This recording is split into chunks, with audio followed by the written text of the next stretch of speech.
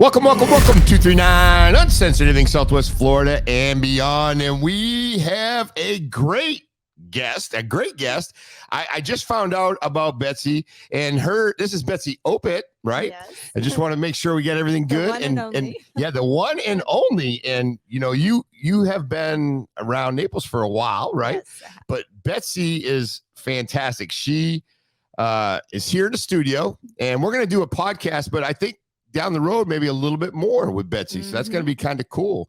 So that's pretty neat. What do you think about the studio? Do you like it? The studio is amazing. When I walked in here, I was so impressed with what you've put together, the professionalism, the sound quality. It's like, I'm excited to do Bloom with Betsy here for some future episodes. Yeah, no, that's going to be great. And we're glad to have you. And just think you're like right across the street. So it kind of makes it really, really nice. Yeah. So, and you are a registered dietitian, mm-hmm. and you do a lot of diabetes education. So you're an educator for diabetes, right? Yep. And a cool thing is like you're a yoga instructor. Yes. Okay. Yes. Lots of little layers to what I do. So yeah. And the cool thing is I've done yoga a couple times, mm-hmm. and I did the hot yoga. Oh, the best. And I was like, I was laying there afterwards and I'm like, I think this is what it feels like when you die and there's a wake, because I'm sitting there and I'm soaking wet, but it was like a feeling that was really cool. That's actually how I fell into yoga. Was I walked into the hot yoga studio here in Naples that had just opened. She'd only been open a week. And so I was in that class. I walked out feeling so amazing. I felt like I'd run a marathon, but I actually felt calm and peaceful. I mean, yeah, you sweat a lot, you push your body to the edge, but I love that kind of adrenaline rush I got. And then I've been practicing yoga for about 15 years since then, and now have opened my own studio. And I practice a little different yoga. It's outside, so in summertime, it is hot yoga. Yeah, no kidding. But this time of year, it's bliss because we're practicing outside. Yeah. But so I felt that calm, but I had to pinch myself to make sure that I was like, am I alive? Am I still alive? But no, it was great. It's great. It's something that I always wanted to do, and I think I'm going to do it again. So, I mean, I know you've done a lot of things. Can you fill us in a little bit of some of the stuff and how you got to where you are here? Yeah. Well, my interest in nutrition actually began when I was around 13, 14 years old. I was an athlete. I was a gymnast, a circus performer, diving. I was always moving, and I knew my body needed to fuel appropriately. So I started, researching and getting any information I could get my hands on as a teenager, which sounds bizarre, that a teenager would be so focused on nutrition. But I followed that path and that calling for me. I went to college to be a registered dietitian. I moved down here to Southwest Florida around 17 years ago to work at the Cleveland Clinic. I was the diabetic educator there, and that's how I got into the diabetes education role. But I was really frustrated with what I call the sick care system. And I really felt that there was such a proactive way of preventing diseases, and that really wasn't the topic of discussion when you're in a hospital setting, because you're just there for the acute care and just treating the illness as it is at that moment. So I stepped away from that system and moved into my own consulting practice. And that's what I've been doing ever since. And it's really focused on mindful living, healthy lifestyles for longevity living. So I'm really looking at the bigger picture, because I'm not just looking at what you're putting in your food. I'm looking at how are you moving your body? How are reducing inflammation, treating all of the systems in the body as a whole, and also incorporating, because of my yoga background and my mindfulness training, the mindfulness aspect of our overall health and well-being, and the knowledge that thoughts become things. So even the things we think can actually become issues in our tissues. So by clearing out that negative energy and really putting a positive spin on your life, your focus, your stress levels, all of that, and looking at a mindful approach to it, it changes the landscape completely in regards to creating your body's ability to heal and be resilient against diseases. So there's more than just the Tim Jarrett, I want to eat a salad today. Yeah. To this whole diet, right? It's so much more than calories in versus calories out, or good food, bad food. Right. And a lot of people get caught in the shame game with what they eat. That's me. Yeah. And so then they feel guilty, and then that guilt is that negative energy. And so we got to learn to release that. In yoga, I talk a lot about letting go. When you create space by letting go of things, if you let go, you create space for more growth, new thoughts, new habits. And so that's what I try to really coach people is like, embracing the change of something, bringing new things into your lifestyle, whether it's diet or lifestyle habits, exercise, things that you enjoy and embrace, elevates your mood, your thoughts, your attention. And so that it gravitates you towards making healthier choices because it feels good. And you see and you're aware of that sensation of those healthier choices. So that's the kind of, instead of handing a person a diet and say, eat this, don't eat this, that eat this, not that book. And, that puts a negative spin on things, like don't eat this because, instead of saying, educating and empowering people on when you make that shift, how great you feel, and focus on that positive aspect. It's more of a lifestyle than, exactly. Completely. Right. Instead of like, if I punish myself, I can eat maybe later or eat something else tomorrow, punish yourself today. So what's the biggest misconception about like a healthy diet? I think people kind of put themselves in this box, like they have to eat a specific style of diet, or these kind of limiting beliefs behind some of the old ways of people thinking about their diet. I like to educate people. Your diet should be more of a flexitarian diet, a representation of you as an individual, not as this is the latest fad, everyone should eat keto, or whatever these diet fads have been in the past. There's so many of them, that you really need to look in at your own body, and it's in your own body's landscapes, and what your genetics are, what your body's propensity to eat, what foods fuel you. Like some people do really well and a little more protein based in their diet. I don't digest protein really well. I do really well with plant-based diet. It makes me feel good. It gives me energy. And so everyone has their different terrain in their body, their different gut microbiome. So they require different types of foods and can digest different types of foods easier. So when I work with individuals, I'm covering all the little layers, of that onion, like peeling it away. Okay, what's your gut health like? What's your energy levels like? What are your stress levels like? How are you digesting foods? Where are you finding you're most fatigued during the day? Are you a night owl, morning bird? There's a lot of things in our natural circadian rhythm, which is interesting. And a lot of us don't pay attention to our bodies. We're so caught in the outside world of what's going on that we rarely turn inward and really say, well, how did this food make me feel? Like I ask these questions all the time. I eat an apple, and like 30 minutes later, I'm like, am I feeling good? Or am I feeling hungry? Am I feeling tired? How did that food really affect how I feel? And we never stop to assess our food. We inhale our food in less than 10 minutes. We barely taste it. So it's developing that actual relationship with food and understanding how the food fuels you. It can really help you understand what foods work best in your body. Yeah, because I know, like with me, I'll never associate my feeling of how I feel that day with the food I ate. Yeah. But the reality is it probably has a lot to do with it. Yeah. Now, I'm sure as a dietitian, you probably make people write down what they eat and, how they feel after. And I'm sure that's probably the baseline, right? It is. And I have a really interesting approach to that. A lot of people, when I ask them to food journal, they'll write down at the end of the day what they're eating. And I said, no, we're going to do an intention food journal. So the night before, I want you to write down what you're planning on eating. And then you just use that as a guide, and then assess your emotions or your physical state after you eat the meal. That's when you can journal in the moment to really assess how you're feeling after eating those foods. So another way you're a little bit more proactive is, when I say proactive, you're like writing it down for what you're going to be doing. The intention. Because the reality is, at the end of the day, you're like, I don't know if I really want to write everything down or something like that. Or, at least I would be like, I don't want to throw that muffin in there. Exactly. So it already sets that positive landscape for you to follow a plan. Because then you're going to say, well, should I eat that muffin? Because I didn't write it down. I'm going to have to, and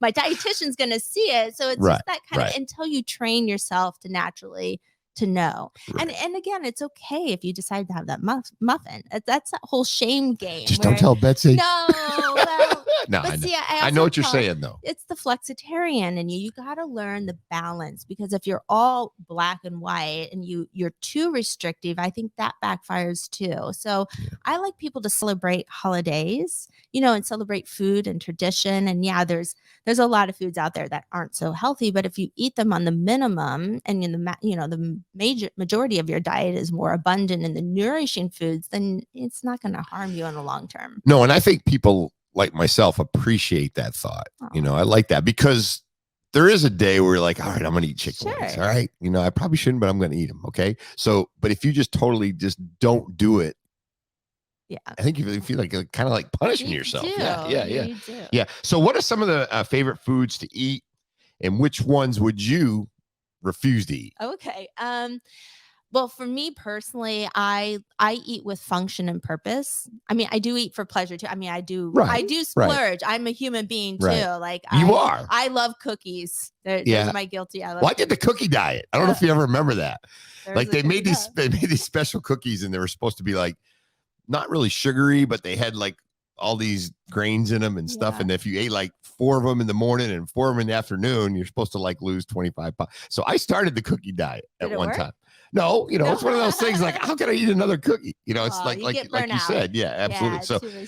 So not to cut you off, but the favorite foods and. So like I said, for the majority of time, 80 to 90%, I like to eat for function. And so I'm big into superfoods and functional foods. And what those foods represent, they're foods that have additional nutrients beyond just your basic nutrition. So example, it's a little more of a healing food. So for example, I like to add bitters into my diet. People think, what are bitters? Like dandelion and watercress and arugula, because that helps support the the liver and the gallbladder to work to help with digestion. I love chia seeds. Like chia seeds are one of my favorite superfoods. 2 tablespoons a day has as much calcium as a glass of milk, has as much fiber as 5 slices of bread, has as much omega-3 as 3 ounces of salmon.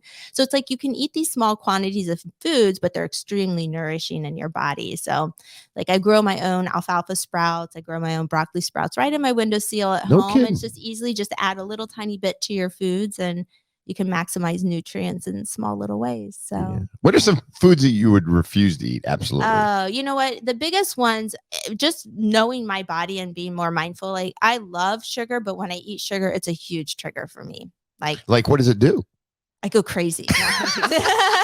I'm bouncing off the wall. That's what's wrong with me. No, it's just the more I eat, the more I crave. And you get the blood sugar drops, and I just feel crappy. Yeah. Do you think though that if you've been conscious of your diet for such a long time, so I think when you go without, or you mindful of what you eat, and then when you overload it, it probably goes haywire. Yeah, your whole system's like, whoa, what is this? So that would be one. And just because it's pro-inflammatory, and with everyone and all the disease states out there right now, we really need to watch our inflammation, and a lot of it comes from food triggers. Like gluten's a big one, could be a food trigger. A lot of food people are experiencing food sensitivities. I've done my own gut healing so I can be more resilient, so I'm not having such issues with different foods. But the problem in the food industry right now is so much of it's processed. Yeah, it's made by man, not by nature. And so when I'm at the store, I'm really trying to shop the perimeter. I'm staying away from a lot of the processed foods.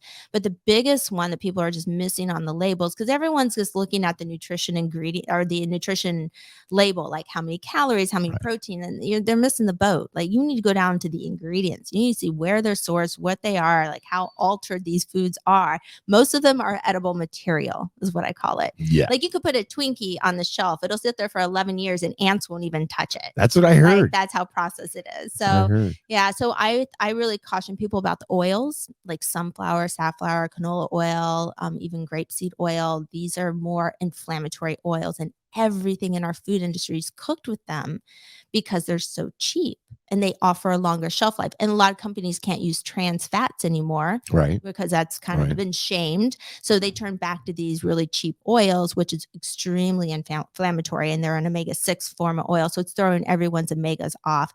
So I really am strict with the healthy oils at home. So I use avocado oil or coconut oil for any high temperature cooking, and olive oil only for cold temperature, or something that's not cooked over 350 degrees, because you don't want to stress the oils, because then it denatures them and makes them an oxidative stressor to your body. So wow, a lot to think about. Sugars and the oils, those are two big ones.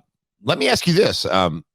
Thinking about this, but I remember when and I think that's kind of when diabetes really started cranking, but I remember like 7-Eleven, like the big gulps. I mean, people are going in, and I'm not really for the whole thing in New York about soda sizes, right? If you want to drink a soda that's huge, go for it. But I remember that people are going up and they're filling these huge big gulps, and it's like straight sugar, right? It is. And I've done some diabetes education classes where I'll just bring a can of Coke. A can of Coke has 10 spoonfuls of sugar. Whoa. And then I would bring that big gulp and I would take a bowl and I would just go, how many spoons do you think is in here? And they'll be like, oh, maybe there's 12. I'm like, no, it's like 30. It was unreal how much sugar. I mean, it really is how much sugar. And they let you refill them for free. Yeah. But the biggest thing, this is another thing when you talk about food you won't eat, high fructose corn syrup.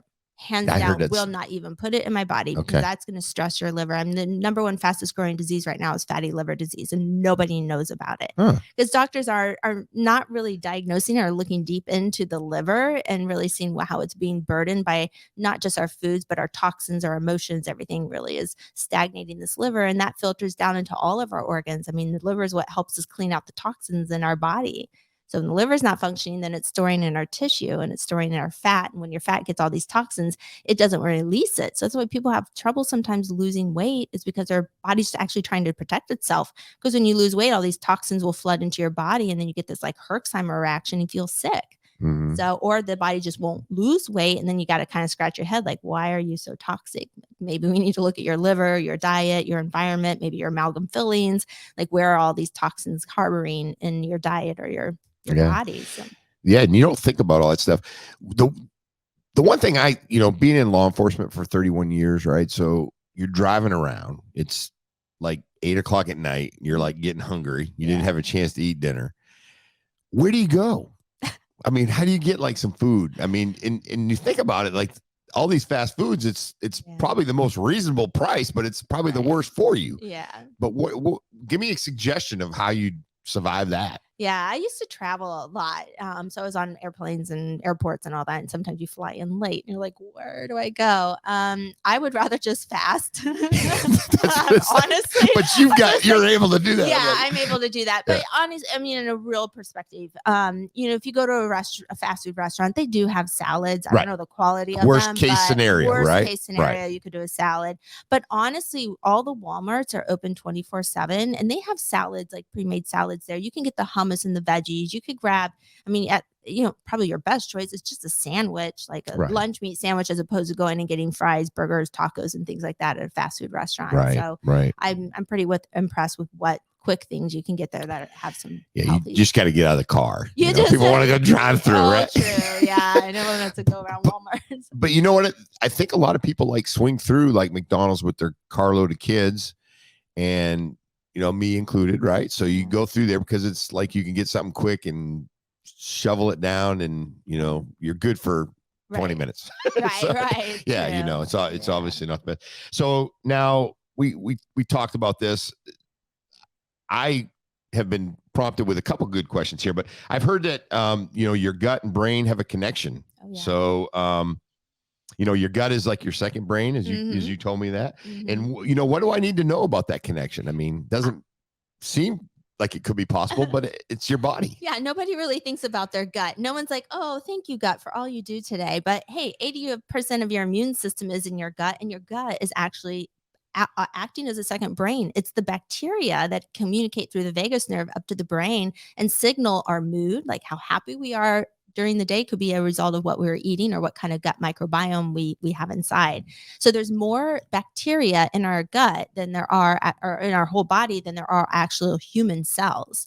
So our body is run by bacteria. It's on our skin. A lot of people get these antiseptics and they're cleaning their hands. Well, they're killing their actual natural healthy microbiome. Right. And these microbiome in our gut actually are part of our immune system. And just one meal out at a fast food restaurant, within 4 hours, you have dysbiosis in your gut because it's destroying that ecosystem. Now, granted, our gut bacteria can repopulate pretty quickly, so it can recover from that. But just think, if you're eating foods like that a couple times a day or day in and day out, you're creating this constant dysbiosis in your gut. So it can really throw off that really delicate environment. And I always say it's like a rainforest. We have all sorts of animals and trees and plants, and they all kind of create this balance in the rainforest. But let's say the alligators overpopulate and that throws the whole system off. Right. Well, that's what can happen in our systems. And so if you feed the wrong bacteria, like the ones that are kind of the ones that are more inflammatory bacteria, if you're feeding them sugar and high fructose corn syrup and all these foods that aren't filling, they don't have fiber, then they grow. And that's when you end up with things like candida. That's when you end up with C. diff and E. coli. It's just because the terrain has been thrown off. But if you're feeding all the good guys, all that fibrous plant foods like the fruits and the vegetables and the beans and legumes, they love that. So they become more abundant and they crowd out the bad guys. And so in my area of practice, I'm an integrative and functional nutrition specialist. So this is like where I love to work, because this is really the cutting edge of health, and being preventative is making sure you're nourishing the right microbiome. So again, once in a while you can throw your diet off. We have the holidays coming up. So yeah, you have some pumpkin pie or whatnot, which is, one incident, one off, things like that aren't going to throw off the main terrain if you're keeping the majority of your gut healthy. But if you're noticing you're having a lot of gas, bloating, diarrhea, you're feeling very tired and fatigued, it could be because the wrong bacteria is there, because some of the healthy bacteria actually produce vitamins and minerals for our body. So a lot of us are becoming deficient in nutrients, not because we're not eating them, it's because we have the wrong bacteria that aren't producing them. So I'm seeing a lot of people deficient. I do micronutrient testing all the time. There's only one person. Yeah, I was going to ask you, can you test? You test can. that? And I test myself personally once a year. And I would say 99% of the people that come in to test with me are deficient. I've only had one woman come in that had perfect. I was like, wow, you have a beautiful diet. So yeah. And did she tell you that she had a beautiful diet before?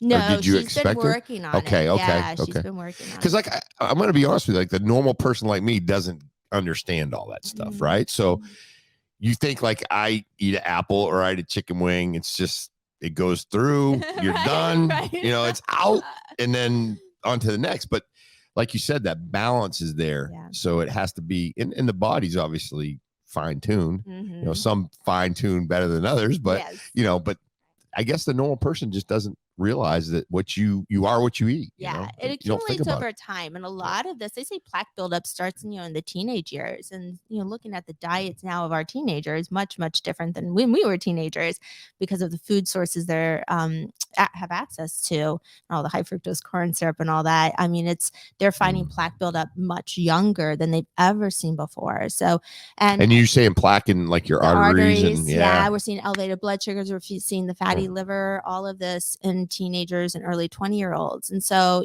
for some of us, it's something that accumulates over time.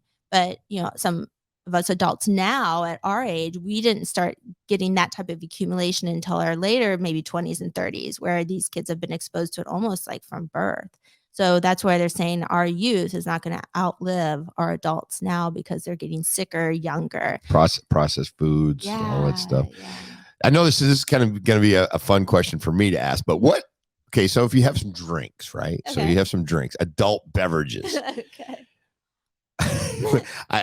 What would be the better ones to drink?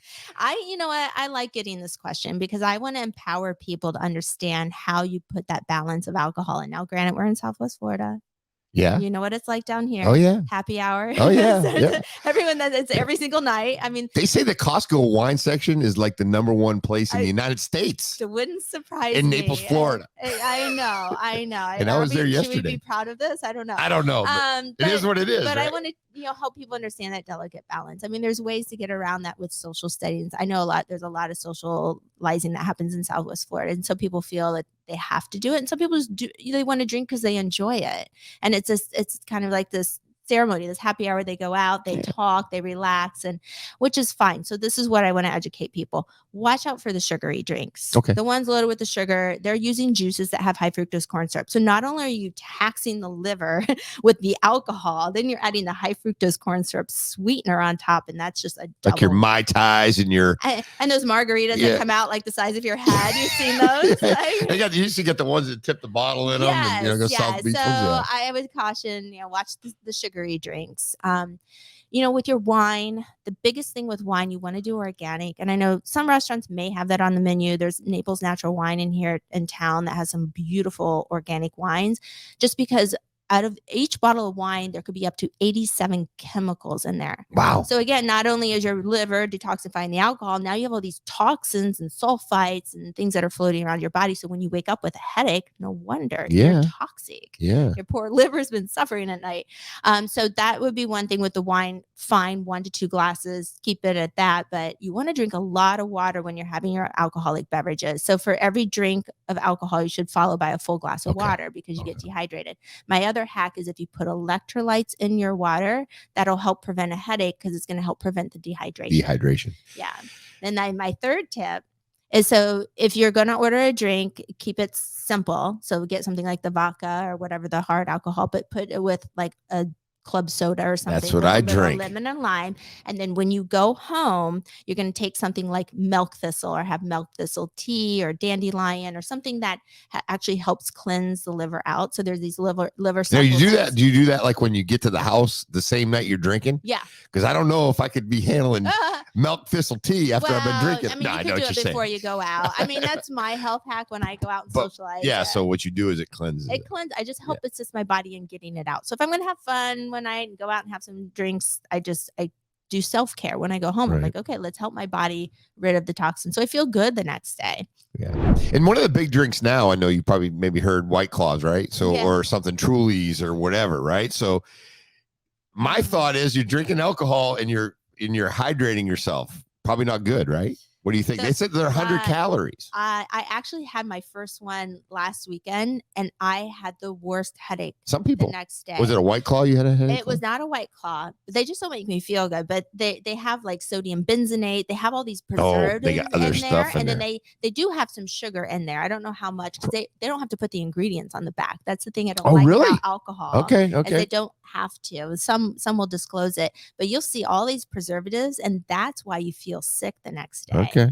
So I'm not so big on those. I mean, if you can see what's actually in it and it is simply just the alcohol with a little sparkling water, then that's fine. Okay. But it's some of these other ones that are really sweet.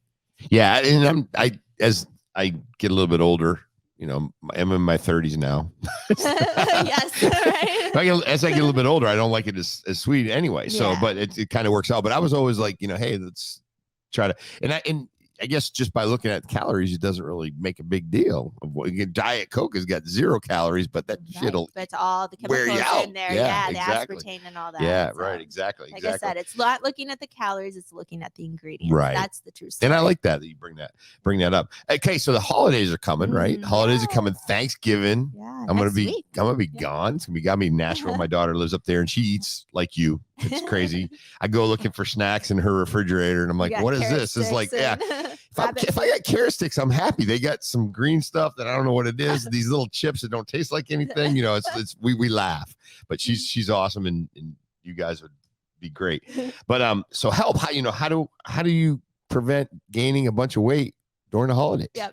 So as I mentioned, that 80-20 rule. So to put things in perspective, it's really not what happens between Thanksgiving and the New Year's. It's what happens between the New Year's and Thanksgiving. Bigger picture. Right. Okay. Right. But when we're dealing with these holidays, think of them as one-offs. Thanksgiving one day. It's where you get in trouble is where Thanksgiving lasts 4 days in a row. You're eating pumpkin pie every day for 4 days, and you're doing all the holiday celebrations.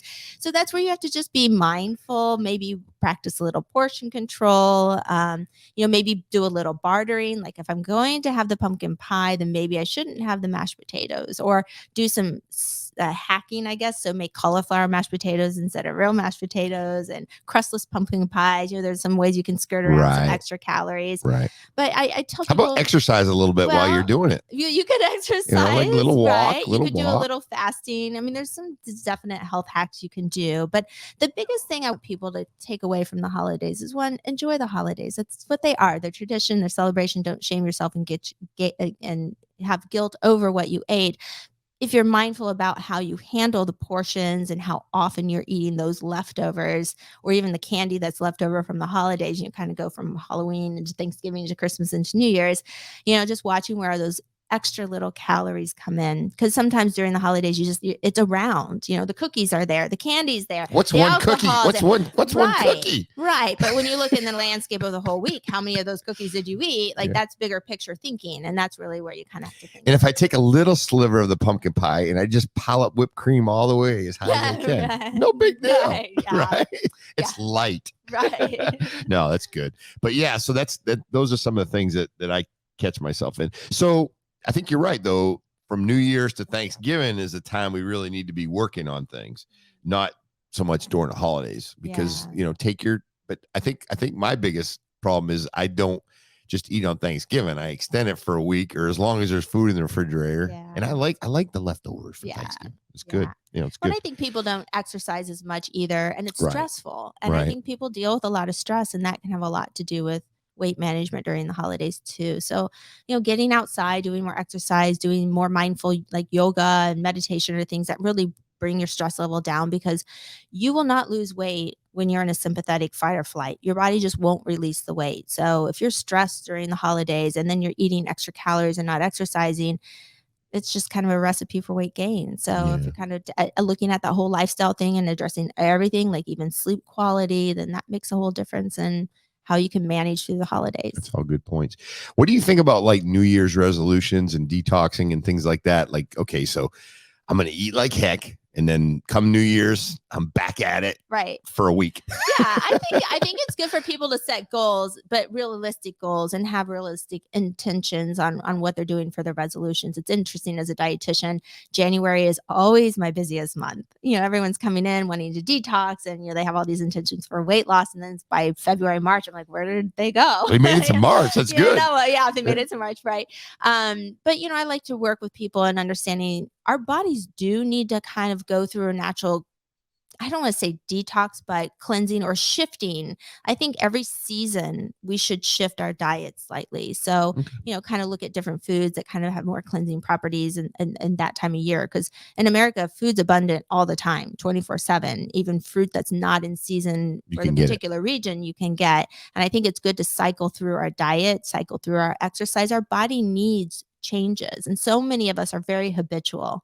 We eat the same foods over and over. We do the same type of exercise routine. It's kind of like that definition insanity, doing the same thing over and over, expecting a different result. To change. So sometimes when people go into something like this cleanse, it does give them a shift in their body, but then they fall off and not realize that you kind of always have to go through that shift. Like, it's not just January. We should do a little shift in our diet. Maybe when spring comes, we should do a little spring cleaning of our diet. When fall comes, I like say fall into fabulous, like change your diet again. And then when the winter comes, that's usually in the winter, you were kind of hunkering down. We don't need as many calories, but people tend to eat more calories during that time. So and plus it changes things up, the taste and you don't want to be in a food rut. Same thing. So all the changing time. it up. It's fresh for your body too when you're changing up your palate.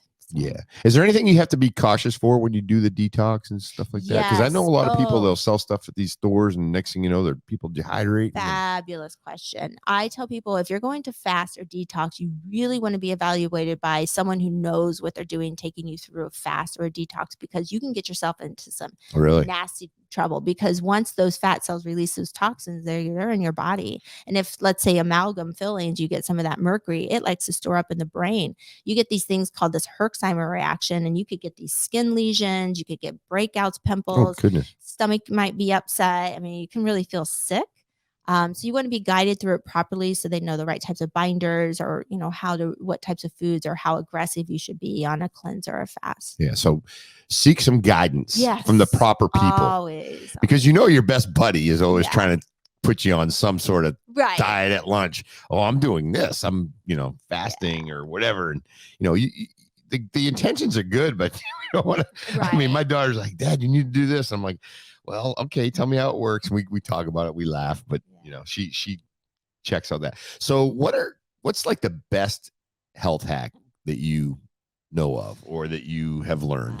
There's a lot I do. I mean, there's so many gadgets and devices out now, like the continuous glucose monitor is really cool because you can see your glucose in real time. So as soon as you eat Is that something, on your Apple no, phone, or no, a little bit more to that? they're working on that. Okay, so it's something you attach to your arm or your hip, yeah. and then you can see it on your got device. And so a lot of people who are insulin dependent will have one. Yeah. But it's really just fascinating because it will show you, because they're not everyone's the same. So you could eat an apple and it might bump your blood glucose 15 and bump mine like 30. So it just kind of shows you how your body's reacting to food. So that's kind of a cool one if you're metabolically sensitive and you really want to hone in on your diet. I like doing things like castor oil packs. It's good for the liver. I do a lot of like herbal detox tea. I cook with herbs all the time. Like raw herbs are going on my salads, just getting some of those functional foods in because those help detox, all different types of organs in the body. But my favorite one is just intermittent fasting. It's simple. It's free. Everyone can do it. I think everyone should fast at least 12 hours a day. I mean, don't be late night eating. That's like the worst thing to do. So tell me how exactly the schedule you have. Or how does it work? I like to eat kind of early. So a 12-hour fast is easy. If you're done eating by 7, then you just fast till 7 in the morning. Everyone should be able to do that. But trust me, I work with people that are like up eating late night, or they get up first thing in the morning and snack. Are you one of those late night eaters? Well, no, I'll get up like around 11. I don't sleep a lot, which I should. And I'll like, what's in the snacks? You're waking up at 11. But I've been behaving. That's your gallbladder. Our organs have a circadian rhythm. They have different healing times. I'm in trouble with you. If you wake up in the night between 2 and 4, that's your liver. Yeah, not too much of that. No? Okay. No. Like once I go to sleep, I'm good. But I just like when I guess at the end of the day, I like to just wind down. I'll turn on TV and then I'm like, I'm a little bit hungry. And then I'll go in, with good intention to eat something healthy, but just it's not there. So then you eat late night, you lay down and sleep, you're just storing all those calories and carbohydrates. So we gotta be careful because that will disrupt your healing process at night if your body's too busy digesting. So I think fasting's good. And there's so many different categories of things that you can heal in your body at different states of how long you fast. But every year I try to do like one big cleanse, like a 3-day water fast. And then each month I try to do at least 124 hour. Can you do like 3 days with just water? Yeah, I actually did 4. My very first time I did a water fast, I'm like, I don't think I'm gonna make it through day 1. And I made it through day 1. It was tough, but I did it. And then day 2, I was like, oh, this isn't so bad. I'm starting to get a lot of energy. Like I'm not eating, but I have energy. Like that's weird. Day 3, I couldn't stop bouncing off the wall. Really? I had so much energy. And then day 4, I finally broke it. I probably would have gone another day, but I'm small and thin. I was losing weight. I'm like, that I got to stop. I did enough cleansing, and so I broke the fast. Now, how much water do you have to drink during those time? And again, I know you're not. You want to have people talk to somebody. Yeah, it's different for everyone. I mean, the most important thing that's a very clean, purified water. You want to make sure it's not got toxins in it because you don't want to add more toxins in your body as you're trying to detox. And that makes sense. You got to have enough electrolytes on board when you're doing a water fast. But I mean, for my body size, about 60 ounces of water was plenty for me. Okay. Yeah, that's good. What's the one message from this discussion? And we're hoping to have many more, but what's one thing you'd like a takeaway from the discussion we have? I think the biggest thing when it comes to your health is it's a journey. Enjoy it and really embrace your body because we only have one body in life. So you got to take care of it. And like everything you put in your body, how you treat your body and respect your body, it's all part of your health. And I don't think enough people do that and really stop to pay attention to the choices they make with not just their food, but anything, their thoughts, their actions, how they treat other people. And a lot of that's a reflection of how we feel about ourselves inward. So I want people to understand it's a journey and just to have fun with your health, like not look at it as like, oh, I have to follow a diet or doctors said I have this disease and it's like the end of the world. That no, the body is resilient. It's meant to heal. And we're not born with a guidebook on what to eat and how to self-care our body. And so it's just kind of that learning process. And it's nice to have someone hold your hand through the process, someone who's, knows and understands the body and can guide you and really read your body and see what you need. And then once you have that guidance and that support and that encouragement, it makes it a lot more fun to go through that health journey. So you're worth the investment. All of you, worth the investment. So invest in your health. It will be the most important investment you ever make. Oh, that's unbelievable. So Betsy Opyt, and then what's a good way if we wanted to get a hold of you or maybe look at your website or get some information about My website is healthyconcepts.consulting.com. Okay. And my yoga studio is yoga and the number 4 elements.com. I'm on Instagram, Facebook. So I'm in Soon Bloom TV. So. Oh, that's going to be good. Yeah. And then we'll put all those links also in the show notes. Okay. So for this podcast, but hey, it's been great. Awesome. Thank you so much. I love it. And then just so much information. It's a lot. It is. But it's good. It is. Well, hopefully you learned some health hacks. I did. I'm like, I'm already feeling like, what do I got to do now? I could go eat a salad now. I'm going to eat a salad. Yeah. All right. 239 Uncensored, everything Southwest Florida and beyond. And usually when we do it, we are out. So 239 Uncensored, everything Southwest Florida and beyond. And we are out.